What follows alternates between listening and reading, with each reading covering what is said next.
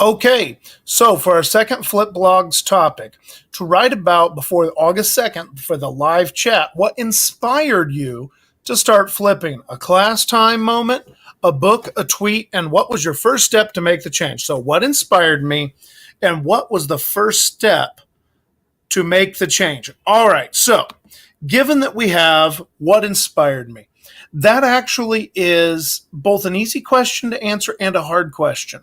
You'll notice I'm doing this in a vlog format because my summer job has run a little long the last couple of days. So the opportunity to sit down and type, not going to happen. So what we are going to do, though, is we're going to go with a vlog. So what inspired me to do Flip Learning was a couple fold. Number one, had a couple rough personal years with my daughter, and frankly was phoning in some of my teaching.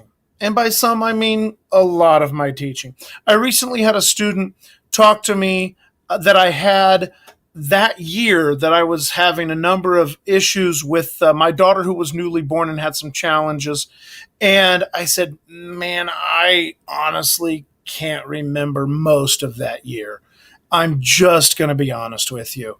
And that's kind of when I decided if I can actually go through an entire year and not remember anything I did, what makes me think that anything that I did would be remembered by my students either?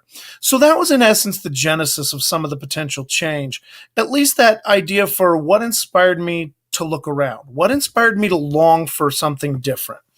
Now, what inspired me to take on Flip Learning in particular was I went to a conference in Chicago with John Bergman, and it was one of those times where as an old educator or that middle of the road educator, I was like, you know what, I'm going to go see what the new candy is in education. And this Flip Learning stuff sounds like it's going to be some sort of new thing that is going to be pushed off onto all of us and is just awful. So I suppose I ought to figure out what it is so that I can learn to avoid it. But instead, I sat through John's first presentation, then sat through his second and his third and his fourth.